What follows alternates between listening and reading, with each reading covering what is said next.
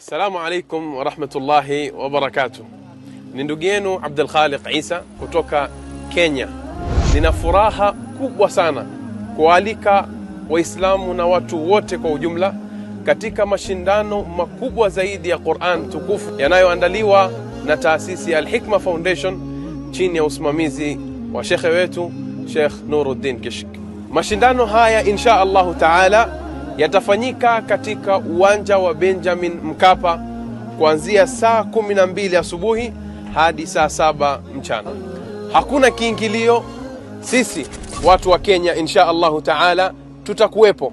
Wewe wa Dar es Salaam unakosaje? Mashindano haya makubwa zaidi ya Qur'an tukufu ya mabara yote ulimwenguni yatafanyika Jumapili ya tarehe 1 ya mwezi wa 3 mwaka huu 2026. Shika ncha yako na shika ncha yangu. Qur'an ni ncha kwa ncha, bega kwa bega, mkono kwa mkono, mguu kwa mguu, hadi kwa Mkapa. Mashindano haya yapo chini ya udhamini mkuu wa benki ya PBZ Ikhlas.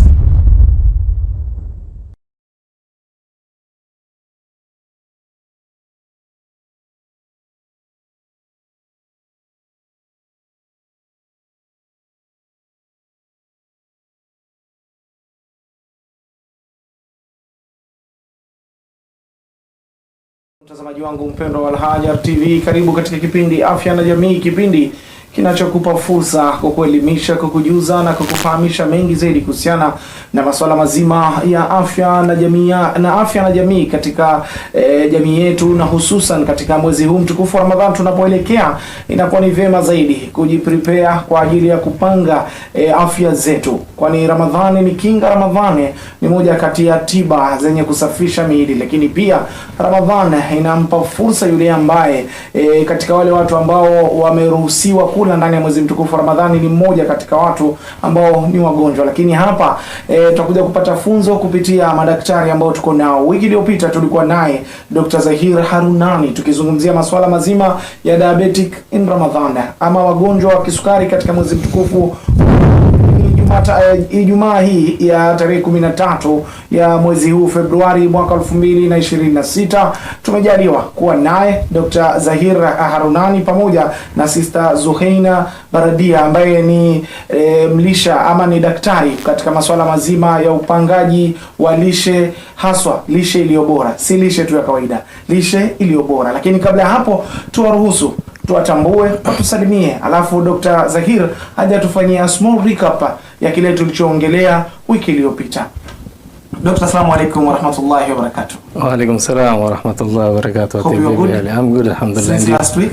Alhamdulillah, sijambo na wewe? Alhamdulillah, Allah nashukuru. Tashukuru Mungu. Karibu tena katika studio zetu za Al-Haajar. And Sister Zuheina, assalamu alaikum wa rahmatullahi wa barakatuh. Wa alaikum salam wa rahmatullahi wa barakatuh. Welcome to Al-Haajar TV. Thank you so much. Thank you for having me. More, inshallah, through experience. Inshallah, I hope so too. Inshallah. Thank you so much. So, Doctor, at least a brief recap of last week's program concerning about diabetes in Ramadan. Okay, so we started by going through the categories of diabetes. We mentioned about type 1 diabetes, those who are dependent on insulin. And then we mentioned type 2 diabetes is a state of insulin resistance. Yani insulin iko kwa mwili lakini haifanyi kazi. So hao wanahitaji madawa ambazo zinafaa kufanya ile insulin ambayo uko nayo ifanye kazi to overcome the insulin resistance. Na huko mbeleni pia watapata labda katika advanced disease huenda wakahitaji insulin pia. So that was type 2. Alafu tulisema kuna gestational diabetes, ile ya kina mama ambao ni wajawazito, inaingia wakati wa mimba. Alafu tulisema kuna other types of, these are the things that we in our consultation, these are things that we cover, for proper guidance for safe fasting. See, we have boiled sweet potato. So those are the common foods that you can include for suhur. The other thing you need to focus on is having a good source of protein. So the easiest and the most convenient source of protein is eggs, mayai. It's available in every home. It's easy, it's cheap, it's convenient, right? It's not a difficulty to include that in your suhur. So you have eggs, but preference is different. You can have baked beans, that's also a good source of protein. You can include mbaazi, it's readily available, it's easy. You can do chicken, that's also a good source of protein. It's all about preference. Yes. The third thing is healthy fats. The easiest form of healthy fats is nuts. A good source of nuts, 3 to 5 almonds is enough for you, right? And then the last thing is fiber. By fiber, I mean any easily available fruit or vegetable that you have. Yeah? So it could be apple with skin, 1 apple. It could be 1 orange. It could be 1 pear. Yeah? Cucumber cut in slices. You have carrots cut in slices. So simply put, what are we looking at? We are looking at a plate that is balanced, right? We are looking at a good source of carbohydrate. So you can have your whole grain bread, right? You can have 1 egg. You can have 3 to 5 almonds, and you can have a piece of fruit. And that is your balanced plate right there. Another option is you can make oat porridge, right? Oat porridge. Oat porridge. Oat porridge. Yeah, oat. I don't know the Swahili term for porridge. Uji. Uji, yeah, Yes, uji. uji. Yeah, so it's really easy to make with milk and water. And to make it balanced, you can add almonds. Again, very easy. Good source of fat, good source of protein. And then you can slice up a banana, or you can have apple slices. So to make that oat balanced, more better for you. It has fullness, so it has your whole grains, right? It has your protein, it has your nuts, yeah, it has your milk, it has your fruit. So that right there is balance, right? So it means, sister, that's a plate for a diabetic person or a normal person? It can work for both. Because what is diabetes? Diabetes is better control of your blood glucose levels. So even if you are a pre-diabetic, even if you are living with diabetes, even if you don't have diabetes, or if you have diabetes, having a balanced plate is a solution for all. It's a solution for everything. Yeah. So it means in Kiswahili tunaweza kusema tumekosea, because in our community the lifestyle of our plates, mostly during suhur, we are eating rice, we are eating the remaining iftar food. What's your comment on that? So number one, it's heavy. Yeah, at that time, it's heavy for you. When you're eating rice, it's heavy? As in, when you're eating a lot of rice at once, it's heavy. A little portion of rice, a third of a cup or half of a cup of cooked rice with whatever it is you're having on the side, like an egg curry, let's say, or chicken curry, yeah, with 1 cucumber or 1 carrot, that is okay. Yeah, that is balanced. But if you have a heaped plate full of rice, that's not okay. That's not okay for diabetes, that's not okay for a normal person as well, because all it's going to do is just spike your blood glucose levels, and it is, nutritionally, it is not complete. And we need the completeness. Yes, okay. Yeah, what she's trying to say, ina hilo swala lako ya kama tumekosea, what she's focusing on is basically healthy diet. Nutrition. Diet, yes, basically healthy nutrition. Not only for people with diabetes, but even with anybody who doesn't have diabetes. Okay, these are the healthy choices. Okay, now if you look at when we are masala ya culture, our culture and tradition. Yes, we grew up eating this kind of foods, carbohydrate rich foods, rice, white rice, okay, and we don't look at the portions. Okay. Mostly, portions, you talk about Friday, for example, somebody is having biryani or pilau, and we know how much we eat. Yes. And short from the doctor, we said ameka kichwani. We put a lot of a meal in a one plate. Exactly. So our meals are basically not balanced, whether it's a diabetic person or a non-diabetic. Okay. Because of our lifestyle. Exactly, because of our lifestyles. Our meal choices are very, very unhealthy. We eat a lot of processed foods. Okay, not whole grains, as she's talking about, whole meals. And for a diabetic person, that becomes even worse, because now that spikes the sugars. When she's talking about low glycemic index, low glycemic index basically means a food that when you eat will not cause a sudden spike in your blood sugar. Okay. the whole grains, okay, or the whole meals basically have low glycemic index. She spoke about fruit with peel, like an apple or pear with peel.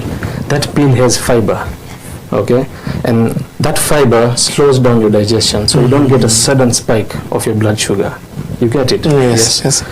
But if you take other foods like white rice or potatoes, viazi karai, these ones, they cause a sudden spike in your sugar. They don't have a lot of fiber. Yeah.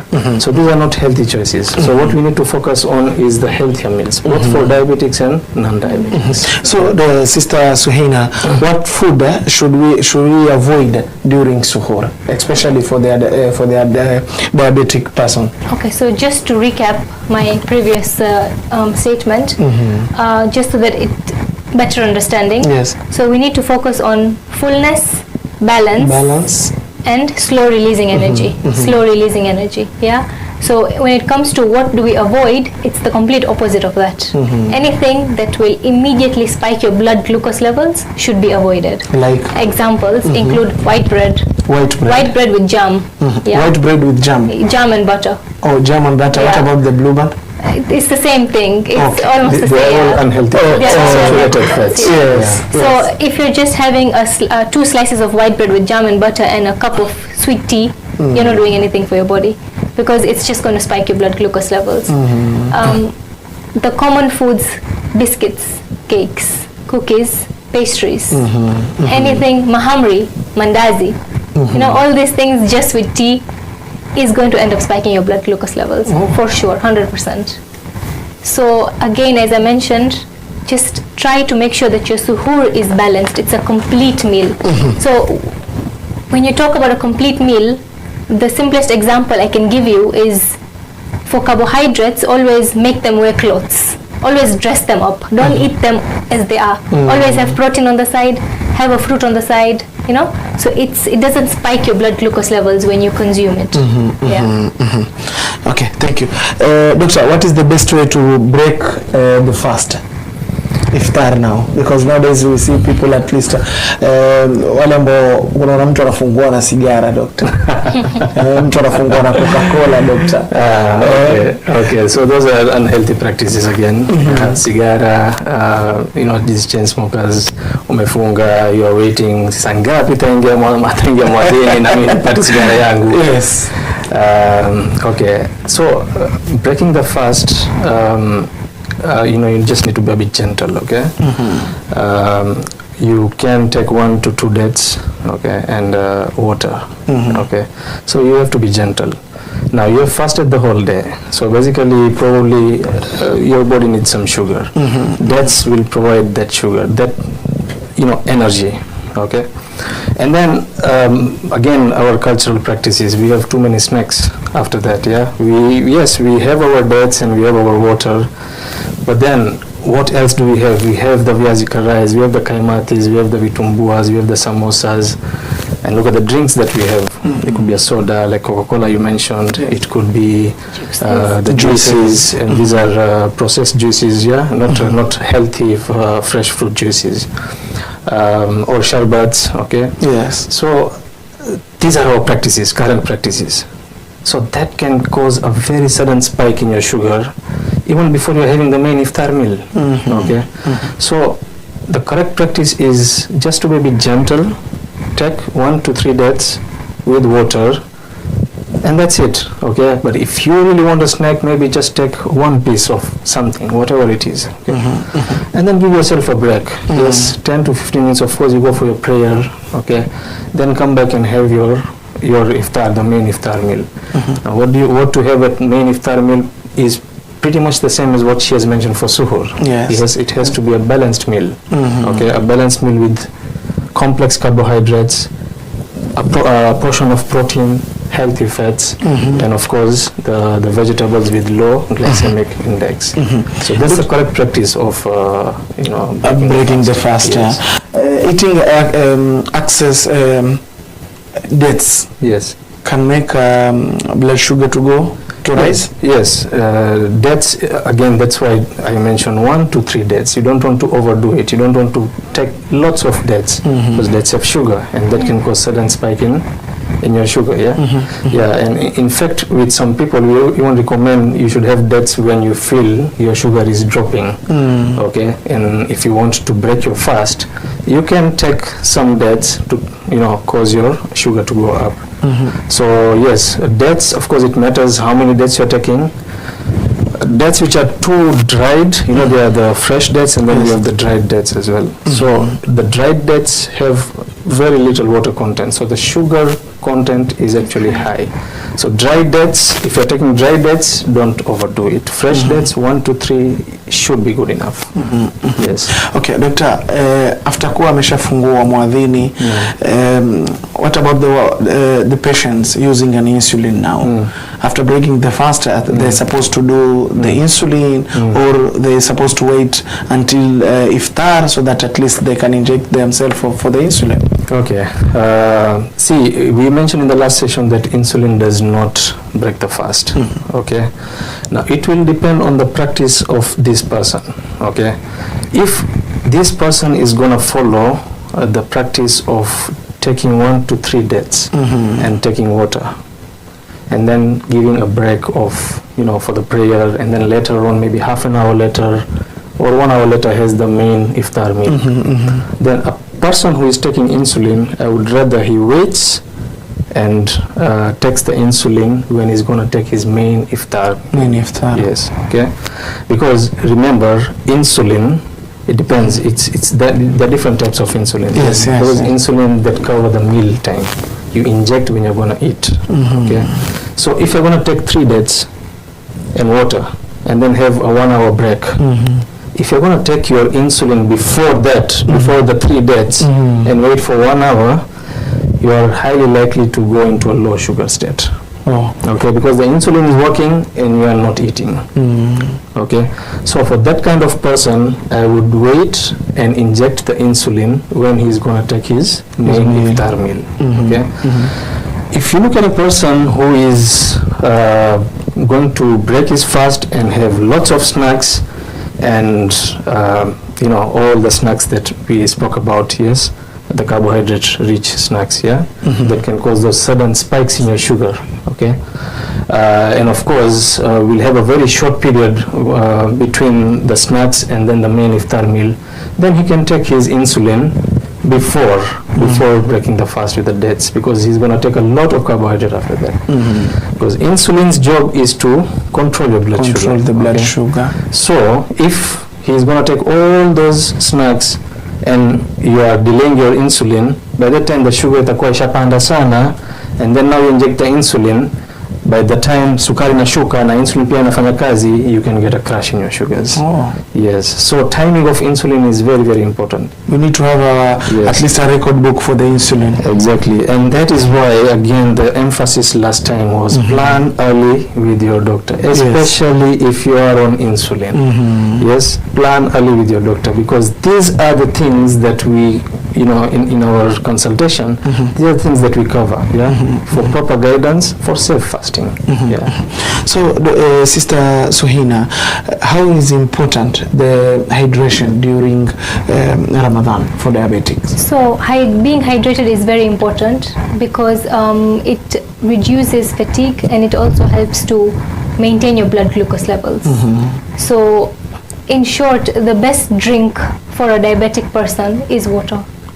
There is no substitute to water. We have 2 types of water, sister. We have still water, and one of my friend, it's calling not still water, sparkling water. Yes. So it's still water. It's still water. Okay. It's just carbonated water, but it's still water. So so the best drink is water. If you want a little taste to that water, half a lime. A squeeze of half a lime is excellent for dehydration, with a little pinch of salt. A little pinch of salt. So a glass of water with half a lime and a little pinch of salt works wonders for dehydration. And don't wait until you are thirsty to drink water, especially for a diabetic, even for a regular person. Make sure that you consume enough water between iftar and suhur. Like how many liters? 8 glasses. 8 glasses. So the recommendation is 8 to 12 glasses to prevent dehydration. That will be around 1.5 liter. Yeah. I would say 1.5 to 3 liters should be your target. Okay. Yes. 1.5 to 3. Yeah, and of course you have between iftar and suhur, you should be adequately hydrating yourself. And as she said, you don't have to wait for yourself to get thirsty. Okay, just keep hydrating yourself. By the time you sleep, you wake up for tahajjud or suhur. Keep hydrating yourself, because then you have long hours of fasting, where of course you are not allowed to take anything, right? Yes, and of course there are diabetics who are on some medications. They can cause dehydration also. Yeah, we call them SGLT2 inhibitors, because they make you pass a lot of urine. Okay, so these patients they have to be very cautious. Yes, again they have to get consultation with their doctors to guide them. So adequate hydration is very, very important. Otherwise you'll get the symptoms of dizziness, fatigue, and you know in the fasting hours you may have to end up breaking your fast if you're not well hydrated. Sister Suhina, utasikia mtu anakuambia mi kiu yangu haiwezi katika, rather than I drink maji baridi. For diabetic person, is it safe? Room temperature water is best, but again, as long as it's water and not juice or soda or anything that is like, there's instant juices that we have, we just add to water. People think that don't have sugar because you're not actually mixing the sugar in it, but it's a lie. Those have a lot of sugar and they're better avoided. So even fruit juice, even if you're saying I'm making fruit juice at home myself, it's not processed, it's healthy, but as a diabetic it's risky because you are stripping away the fiber from the fruit. The work that is supposed to be done by your mouth, by your digestive system, is done by the blender. Yes. So then what happens is that when you blend the juice and you drink it, there's a direct release of glucose, of sugar. So that spikes your blood glucose levels. So my advice for diabetics and hydration is keep it simple, stick to water. Don't give yourself excuses that, I need some taste in my water, or I can't, I have to have juice, or just keep it simple, no juices, no sodas. Okay, sister, when we talk about soda, I know many of my viewers, some will be somehow, without having soda, how can I survive? Okay, for example, we have two types of soda nowadays in our shop. The shopkeeper can say this is a zero sugar. Yeah, zero sugar. Is it safe, or is it true? Is zero sugar? It is actually zero sugar because they use a sugar substitute. So it is actually zero sugar. The sugar substitute does not spike your blood glucose levels as much. So if you really want to drink a soda, then drink the Coke Zero. It's safer. It's safer. Yeah, but it's better to drink water. It's better to just drink water. It's better to drink water and keep it at that. And even coconut water has sugars. Oh, coconut water has sugar. Has natural sugars, yes. So as a diabetic, please be careful when you're consuming coconut water. Moderation, half a glass is okay, but just be careful and make sure that you don't consume it. I think I would like to emphasize on that point. Yeah, I think she has put it very well. Yeah, that it is true that Coke Zero has zero sugars. Okay, but they are artificial sweeteners. Aspartame. Yeah, that gives you that sweetness. Okay, but it does not cause your sugar to spike. But from other research, it has shown that some of these artificial sweeteners also have their own harmful effects. Exactly. Not with regards to your blood sugar spiking, but things, they are carcinogens and risk of some cancers. Yes. Now when it comes to water, I think the temperature doesn't matter as much. Yeah, exactly. The amount matters. Okay, how much you're taking, and we said 8 to 12 glasses is what is recommended. Okay, the temperature, yes, it may have some possibly some harmful effects to the digestive system or the respiratory system. But people wamezoea, kufanya mazoezi, for example, they are like very dehydrated. They cannot take normal room temperature water. They have to take the cold water. Yes. With regards to hydration, the temperature does not matter. What matters is how much you are taking. Yeah. Then the other thing she mentioned about is coconut water, madafu. It has natural sugars. Okay.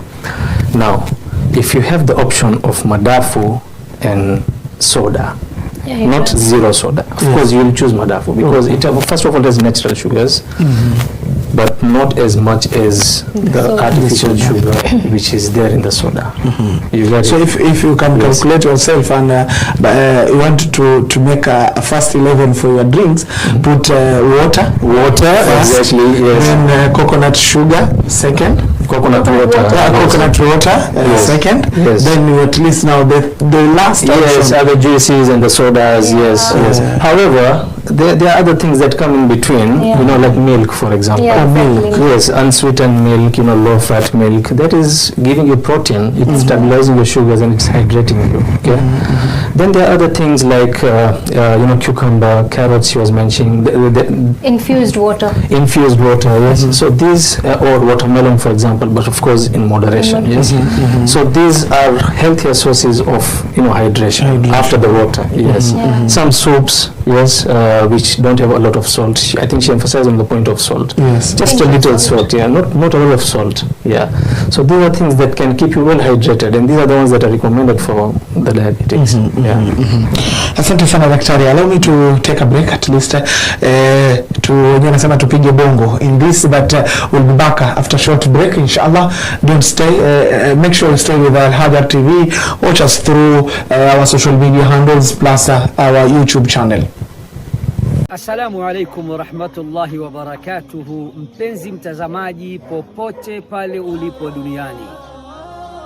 Je, unajua ya kuwa Qur'ani tukufu ina ncha mbili? Ncha moja ipo kwa Allah na nyingine ipo kwetu sisi. Al-Hikma Foundation kwa mara ya 26 tunakualika tena katika mashindano makubwa zaidi ya Qur'ani tukufu ya mabara yote ulimwenguni. Safari hii insha Ar-Rahman alladhi allama al-Qur'an itakuwa tarehe 1 mwezi wa 3 mwaka huu 2026 insha Allah, ndani ya uwanja wa Mkapa kama kawa, kuanzia saa 12 asubuhi hadi saa 6 mchana. Hakuna kiingilio, ni bure kabisa. Shika ncha yako na shika ncha yangu. Qur'ani tukufu ni ncha kwa ncha, bega kwa bega, mkono kwa mkono, mguu kwa mguu, hadi kwa Mkapa. Mashindano haya yapo chini ya udhamini mkuu wa benki ya PBZ Ikhlas.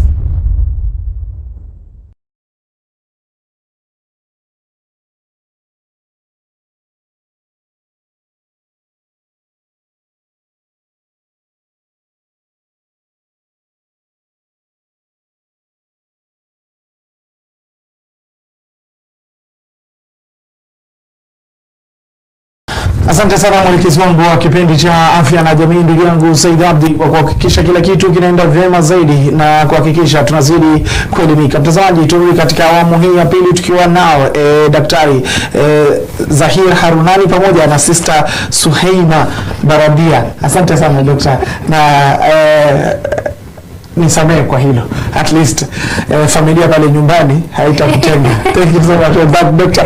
But doctor, before we taking a break, tulikuwa tunazungumzia in terms of the dehydration and everything. Yeah. But nowadays utasikia mtu anakuambia instead of using sugar in my tea, I can use honey. Is it allowed?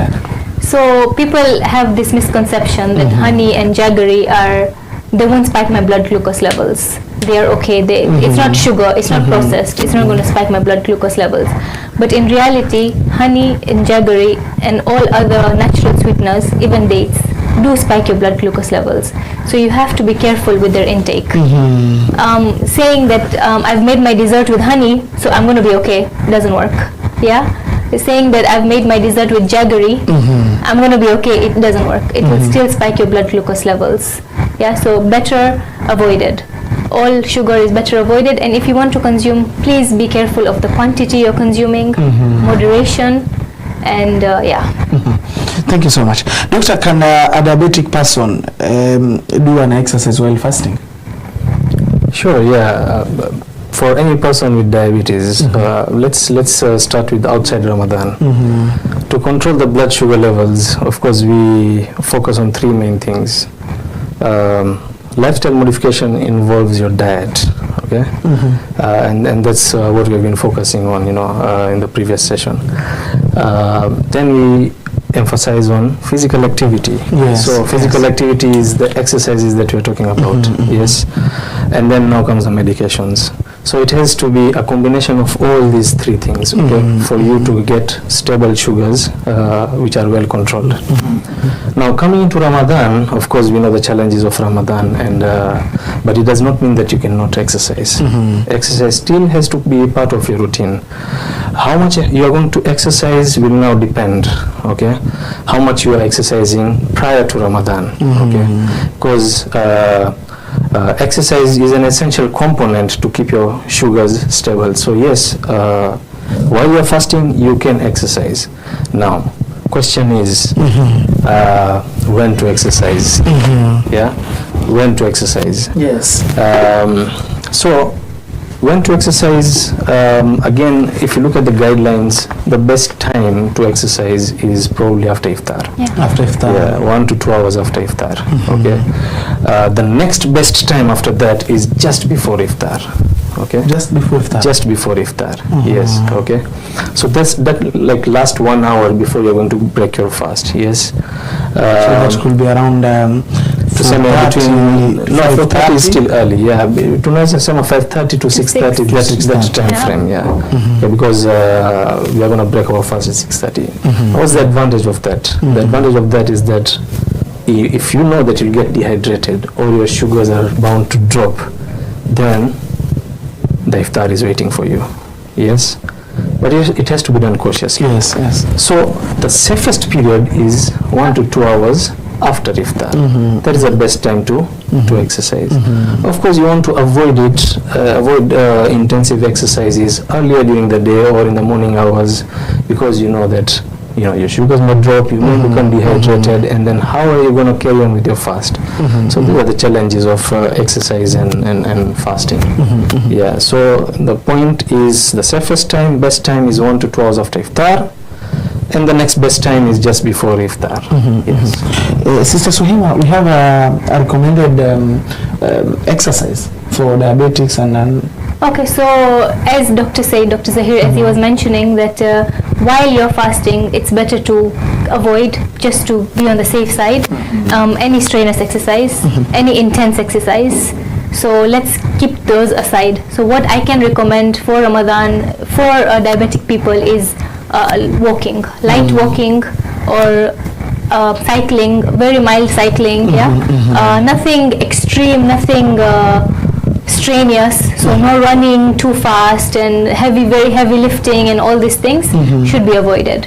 But stretching, so you could do yoga, you could do walking, nature walk, you could do a treadmill walk, 20-minute, 30-minute walk at a moderate pace, not very fast, not very brisk, just moderation, and to just avoid too much strenuous exercise.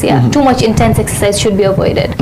So basically what is recommended is moderate intensity exercise. 30 to 45 minutes of moderate intensity exercise. Again, as she mentioned, there are simple things like brisk walking or light jogging, cycling. Okay, these are all good enough to move your body, to burn some glucose. Okay.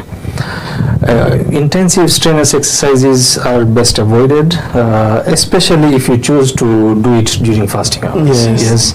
And with our, you are late to La Mombasa and you meditate to La Mombasa, you can get so much dehydrated. So intense sports, or intensive gym workouts, probably you don't want to go into those. Because the risk is what? Your sugars may drop. Okay. And for anybody who is intending to exercise, remember those warning signs, remember those symptoms of low blood sugar. Shakiness, headache, hunger, sweating. Yes, remember those. And if you do feel those, of course you need to test your sugar and possibly even break your fast. Some people could be indoors. Yes.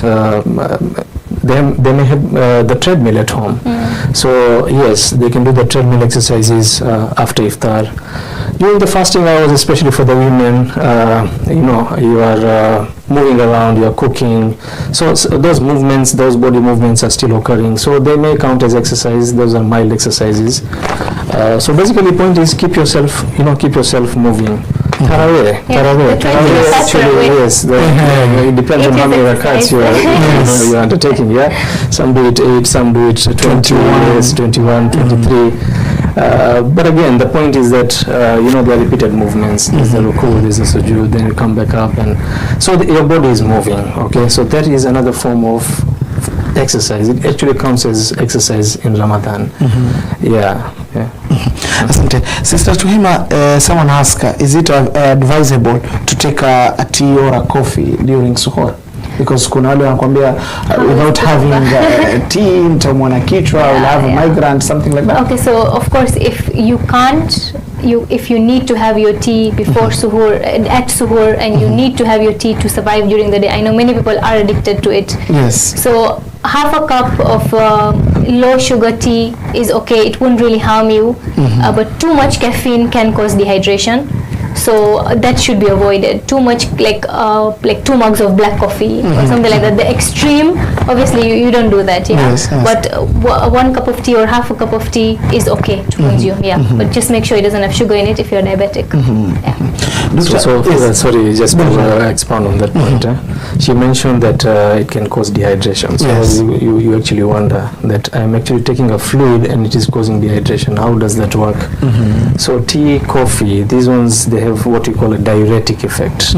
Diuretic yamaanisha inaweza kukufanya ukojoe zaidi. So huko wanywa chai yako na kahawa, lakini the next thing is itakufanya ukojoe zaidi. So you can actually become more dehydrated. Yes. So I think I forgot to mention this in the previous question. Yes. That tea and coffee should not be taken in excessive amounts. Yes. Kama mtu ako addicted sababu ya migraine yake ama raha tu, then anaweza chukua that half or maximum 1 cup and leave it there, not more than that. Otherwise it can actually worsen your dehydration. Yes. Doctor, kuna hawa ambao kuna moja anauliza does checking blood sugar breaks the fast? No, I think we answered this in the last question. I think the general consensus among the scholars and the health authorities is that checking the sugar does not break your fast. Injecting insulin does not break your fast. That is the general consensus. Yes. Okay, apart from the insulin, kuna ile unasikia mtu anayekuwa let me call in tunaitaje, utasikia mtu anayekuwa drop drips normal saline. Normal saline, again I think I'm not very sure about that, but I don't think in terms of the religious perspective it's not giving you glucose. Okay, so if it's just to hydrate you, I'm really not sure about that. I need to check on that, but what I know is that if it's glucose that's going into your body, then that can break your fast. Yeah. Doctor, pengine nikuulize, kuna mtu ambaye akona diabetics na on your recommendation you can do the recommendation asiwahi funga kabisa? Yes, again this will depend on the risk. Okay, remember last time we were discussing there are certain parameters that we look at. Yes. Is this person type 1 or type 2 diabetes? Is this person, whether the duration of diabetes is it more than 10 years or less than 10 years? What are his medications? Okay, there are those which are safe, there are those which are more harmful. What are his comorbidities? This person, does he have heart disease? Does he have previous history of stroke? Does he have kidney disease? What is his sugar level control? Is he well controlled? Is he poorly controlled? Okay. What is the recent history of low blood sugar in this person? And then when he gets the low blood sugar, is he able to recognize that he has low blood sugar? Because wajua kuna wengine sukari yao inaweza kushuka lakini hawajui, they don't feel anything. Okay, so we call it hypoglycemia unawareness. That is a very high risk, because sukari kishuka, you want to get some symptoms, ujue kwamba kuna problem, so that uvunje somo yako. Lakini kama mtu haelewi kwamba sukari zinashuka, that can be very harmful, because the next thing you go into a coma. So these are risk factors. Okay, what is the duration of fasting? Wajua kuna sisi it's around 12-14 hours, yeah. Like kuna wengine katika wale northern and southern hemisphere katika summer their fast can go on up to 20 hours. Okay, what is your activity? Are you an intense laborer? Ama you can be sitting in an office like this, AC. Alafu the other thing is complications, acute complications. So all these parameters, what is your previous Ramadan experience? Could you fast? How many could you fast? How many fasts did you need to break because of the risks? Yes, low blood sugar. So putting everything together, we come up with the risk for this person. So it could be either low risk, high risk, or moderate risk. So for the high risk, we tell them it is not safe for you to fast. Okay, but as I said in the last session, I cannot stop you from fasting. Yes, I can only guide you. I can tell you it is not safe, but wewe kama umejagulia lazima utafunga. Then now I give you all the guidance, okay, in the consultation. These are the do's, these are the don'ts. Try and follow this, and inshallah things will be okay for you. If not, then Islam allows you to break your fast to protect your health. Asante sana Sister Suhima. Kuna wale ambao wanasema I'm using an olive oil to make my chapati, my brown chapati. Hizi oil ambazo tunazizungumzia. Okay, so olive oil is a good fat. It's monosaturated. So olive oil is good for you if you're consuming it. But again, the key here is moderation. If you're consuming half a cup to make a stew or something like that, it's not good, right? But if you're adding like half a teaspoon or a quarter of a teaspoon to your chapati when it's already cooked, that's the key. After it's already cooked, you add a little bit of olive oil, then it's okay. Like you have used the olive oils, half teaspoon or a quarter teaspoon or 1 teaspoon, lakini hiyo chapati yenyewe ndio hapo na nini itategemea ni chapati gani. Kuna wale ambao wanakuambia I'm using I'm eating a brown chapati for a diabetic person. So that's again what I was mentioning is whole wheat chapati. Whole wheat chapati is a complex carbohydrate, so it's better than white chapati. So it's okay for diabetics because you need to have some sort of energy, right? It's not like diabetics are not allowed to eat carbohydrates. You are allowed to eat carbohydrates, but you're allowed to eat complex carbohydrates. That is carbohydrates that have fiber. Carbohydrates that have fiber. They are less processed. Less processed. So brown rice, brown chapati, brown bread, brown whole grain bread. There's a difference between brown bread and whole grain bread.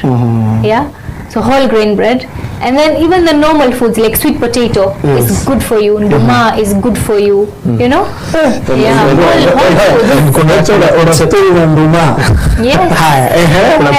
There's another concept of resistant starch. Yes. Okay, resistant starch that escapes digestion, and it is like slow releasing. Okay, it's more healthy.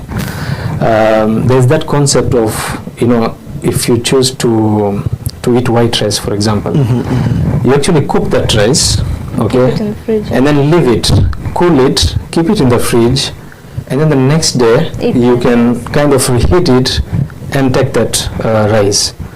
Now there's a difference. Doctor, allow me to ask you humbly to repeat that process. Okay. While you're using or something like that. So you are cooking it, but you're not in a normal process. Yes, the normal cooking, but you are not eating it fresh. You are storing it. You are cooling it, ideally in the refrigerator, and then next day you come reheat it and then eat. The starch that is contained in that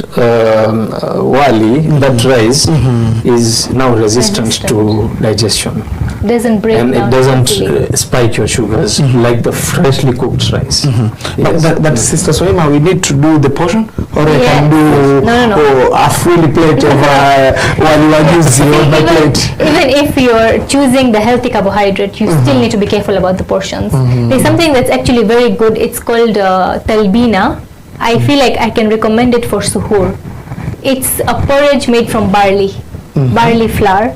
It's Prophet ﷺ sunnah to consume talbina, and you can make it with barley and honey, or a teaspoon of honey, some nuts, and a fruit on the side. So that's a good idea for suhoor. Yeah. So basically, there's something called glycemic index and there's glycemic load. Glycemic index, we mentioned that how fast they are absorbed.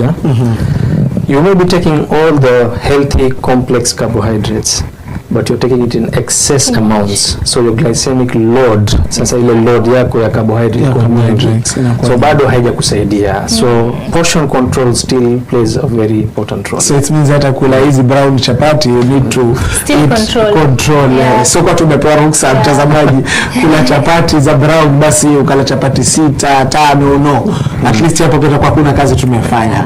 Okay, now, doctor, after having the whole conversation kuhusiana na the exercise, the lifestyle, our nutrition during Ramadan, let's now talk about the post-Ramadan health and recovery now. So what are the transition back to our normal life after Ramadan for the diabetic person first? Swali nzuri sana. Again, our cultural practices. Siku ya Idi mambo yanaanza kuharibika. Kuna mitai, kuna keki, kuna all the sugary desserts. Okay. So you are fasting. Fasting has benefits. You may have engaged in healthy practices during Ramadan. Lakini siku ya Idi tu ikiingia mambo inaharibika. We need to try and change that because the transition has to be gradual. Okay, we cannot start overeating the next day. Yeah, Eid imeingia na we have started to overeat. Okay, of course the meal times during Ramadan had changed and now we are going back to our 3 times, 3 meals per day. That is your breakfast, lunch and dinner. But the moment Eid comes in, you are doing that together with a lot of snacking. So basically we start to overeat. That can destabilize your sugars. Yes. Okay. If you had engaged in healthy practices during Ramadan, then you have to take it gradually. Okay. Not right from the day of Eid. Okay. That is very key. Then of course transitioning back to your medicine schedules. Manake Ramadan, you remember we mentioned that you had the timings had changed and also the doses had changed. So yes. Basically now you again in conjunction with the doctor, in consultation with the doctor, you can go back to your previous dosing. Okay. Of course we need to try and maintain the healthy Ramadan practices that we have been talking about. Not a sudden change, and during the transition it is recommended that you keep monitoring your blood sugars to look for any instability. And of course if there is instability, then of course you talk to your doctor about it and try and get the appropriate guidance. Yeah, so transitioning is a very crucial period because it's a period where you can destabilize your sugars. Yeah, it has to be done gradually. Okay, Sister Suhima, concerning about the transition, what is your take for in terms of the nutrition side now? Okay, so as doctor mentioned, the transition period is supposed to be gradual. Because the main point of Ramadan, for it to be a good Ramadan, is balance, spiritual balance, balance in every aspect, right? So in terms of food even, if we take advantage of Ramadan and if we can build our healthy habits, if we can build our discipline in Ramadan, that's when it's going to be beneficial for you in the normal days, right? So now taking that discipline and those healthy habits that you've built in Ramadan and then transitioning with them to your normal life, and not having the excess all overnight consumption regularly. Now you become first of all there's Eid, right? So you're already eating more, right? Secondly, after fasting for 30 days and eating 2 meals a day, that's suhur and iftar, you're suddenly eating 5 meals a day. You're having your 11 o'clock snack, you're having your 4 p.m. snack, you're having your dinner, you're having your breakfast. So just be mindful that you've come from a different period. Your body is used to something else. As a diabetic, you cannot transition so fast to your normal meals. So just make sure that while you are transitioning, try fasting Monday and Thursday, right?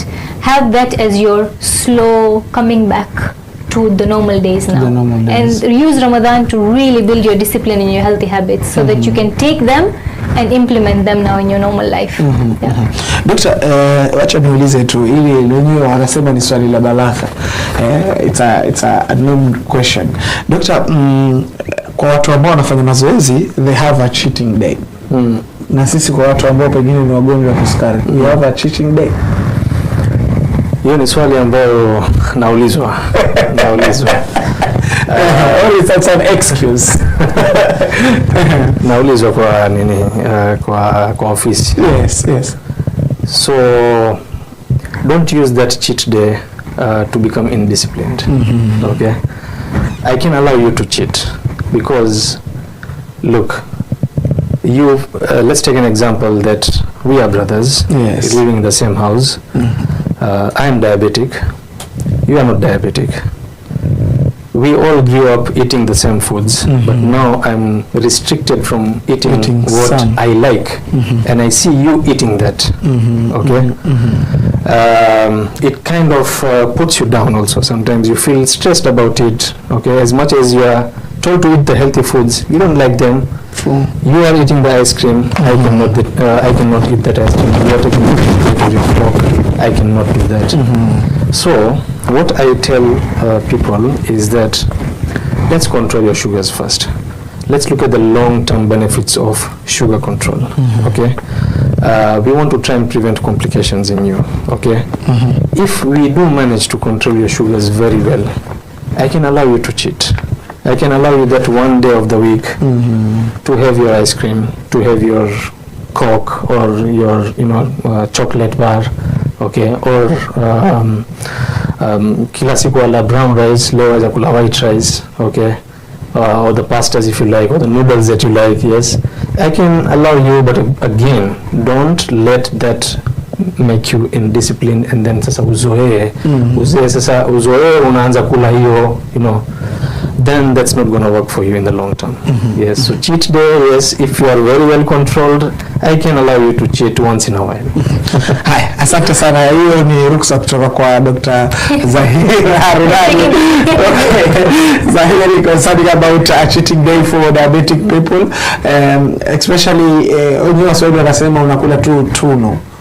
Unakula tu kitu kidogo, unatamani kaimati, basi kula moja usikule ile excess, because those kaimati za shira and a lot of basbusa and everything, see during Eid lakini haya tuombe Mungu for that Allah tatupa afya na nasiha. Pengine doctor, tunaweza kusema during Ramadan we have a long term benefit for diabetic people to fast. Yes, it's diabetes or outside diabetes, whether you are living with diabetes or a normal person. Fasting has its benefits, of course. Now, fasting improves your insulin sensitivity. Wow. Okay. Whatever insulin you have in your body will work better when you are engaging in fasting and exercise. So, I would like to emphasize that for diabetics, if it's undertaken healthily, safe fasting, the practices that we mentioned, yes, the nutrition, the exercises, the medication adjustments, recognizing when to break the fast and all this, if done in a safe manner, safe manner, good nutrition, engaging in physical activity, that can have benefits. It improves your long-term sugar control. If you are going to carry on that healthy practices post-Ramadan. Okay. The other thing is that these healthy practices can lead to weight reduction, and weight reduction can also help with blood pressure control. Okay, cholesterol control. So fasting can actually help reduce your cholesterol levels. So there is the cholesterol and there's something called triglycerides. Okay, that can reduce. And these things are actually bad. They put people at risk of heart attacks and stroke. Okay? So these are some of the long-term benefits: weight improvement, long-term sugar control, cholesterol is better controlled, and then of course our positive habits that we formed during Ramadan. And she was mentioning about the portion control, mindful eating, the food choices. I think we need to carry on that, be more disciplined. So Ramadan, yes, it does give us a chance to be more disciplined in every aspect. So yeah, these are some of the long-term benefits of fasting in Ramadan. Just to add on that, as much as we are fasting, we have to fast the right way. You know, fasting and then not taking care of your suhur or iftar, or overeating at iftar, or not eating the right foods, will reverse all the benefits. It'll be pointless. You're not doing, you know, like. So in that aspect, there is data that shows us that some people actually gain weight during Ramadan. That was my last question. So how can someone gain weight during Ramadan? That is because of poor food choices, poor planning practices. Yes, exactly. Because of our culture, we tend to overeat at iftar and keep snacking. Post-Ramadan. Yes, then we don't take a suhur. You know, yes, we have someone don't take a suhur. Yeah, people. I mean, you see that people are not taking balanced suhurs. They do wake up, maybe just take some water and something unhealthy. Yes, that's not good. Yes, exactly. Because if you take something with a very high glycemic index, it can raise your sugar immediately. Later on, it's going to drop your sugar. That's why the balance is very important. The protein, it helps to stabilize your sugars through the day. The feeling of satiety comes from the healthy fats. So that's why it has to be balanced. So because of poor food choices and overeating between iftar and the time of going to sleep, and then not taking up a balanced suhoor, yes, you can actually see people gaining weight during rather than losing weight. Rather than losing weight. Actually, before giving you an opportunity, we do a final advice to our dear viewers. I think umeongea kitu cha important sana, because most of the people in our community taking Ramadan as a mahali pa kula, it's calling draft. It's like a draft table. You have bajia, biryani, so you can choose, or you can do a drafting on a plate. So at least leo tumejifunza vitu vingi sana. But before that, my sister Suhima, what is your final advice to our in terms of the nutrition, in terms of our food, in terms of what we drink during and after Ramadan? Okay, so I'm going to keep it short and simple. I'm going to tell you 3 things that you need to pay attention on. Okay, the first is balance. We've talked about balance. Make sure that your plate is balanced. That's the best thing you're going to do for yourself. Anytime you're eating, make sure at least there's one healthy thing in that plate. You know, at least a fruit, at least one apple. Yeah. Just that much. Let's start with that, right? Just watch this camera. That's your camera. Okay. For the final advice. Yeah, I'm telling the audience. Okay. Yes. Okay. So balance is the first thing. That's the one thing we have to pay attention to. The second thing is portion control. Yeah. As much as your food is balanced, if your portions are not in control, it's not going to be beneficial. Right? As much as you have your rice, you have your chicken, you have your carrots, but if your rice is a full plate, you're still harming yourself. So balance is important and portion control is important. And the third thing is know your glycemic index. These are the 3 things that you need to take home.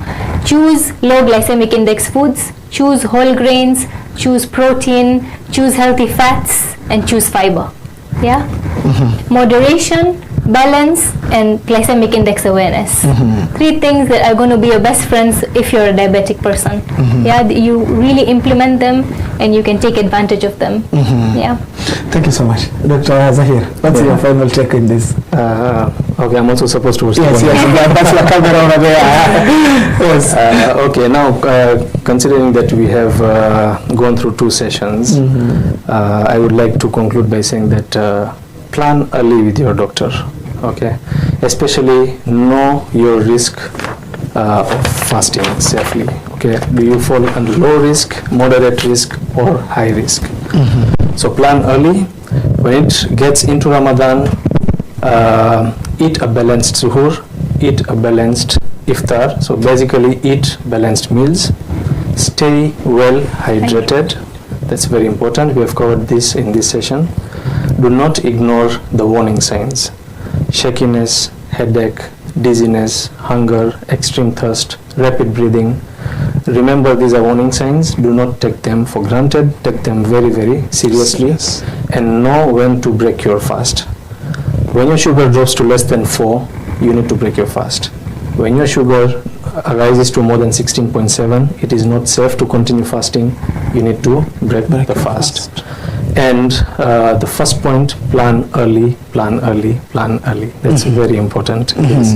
It's still not too late. We advise at least 1 to 2 months in advance. We still have a few days. We can sometimes do those last minute changes to help you safely fast in Ramadan. Plan early, and it's not too late, because we are remaining with at least week 5 days or 6 days towards Ramadan. Dr. Zaheer, thank you so much for your time and the opportunity. Thank you for having me. Suhema, thank you for your educative session. I've learned a lot concerning about in terms of our plate and in terms of the nutrition and everything. And my dear viewer, thank you so much kwa kuwa na mimi mwanzo hadi mwisho. It's a 2 session ambayo tumeelimika pakubwa zaidi, ikiwa ni mgonjwa wa kisukari ama mtu anaishi na mgonjwa wa kisukari ama yule mtu ambaye pengine yuko katika circle ya hatari ya kupata ugonjwa wa kisukari. Tunaamini na tunajua kuwa ni ugonjwa ambao pengine huenda ukaurithi, lakini pia unaweza kuupata kutokana na yale tunayoishi ama lifestyle yetu katika maisha yetu ya kawaida. Huenda ukawa mmoja katika watu ambao wanapatikana na ugonjwa wa kisukari. Lakini ukitaka kuelimika zaidi katika haya, unaweza rudia the last session ambayo ukaangalia through Al-Haajar TV. Just go search Afya na Jamii, Diabetics in Ramadan with Dr. Zaheer Harunany, the section part 1, and this will be our part 2. In conclude, I say thank you so much, na uwe na usiku mwema inshallah. Are you planning a trip abroad? Al-Haajar Travel Agency is your trusted partner in making every journey smooth and memorable. At Al-Haajar Travel Agency, we take care of everything from booking your flight tickets to arranging your destinations with ease and reliability. And if you're planning to perform Umrah, trust the agency that's officially approved and fully dedicated to serving you with honest and care. Visit us today at Majengo Maridioni in Mombasa or call us on 0722 445668. You can follow us on social media, Instagram at Al-Haajar_travel, or send us a WhatsApp message to 0722 445668. Al-Haajar Travel Agency, your journey, our commitment. Your journey, our commitment.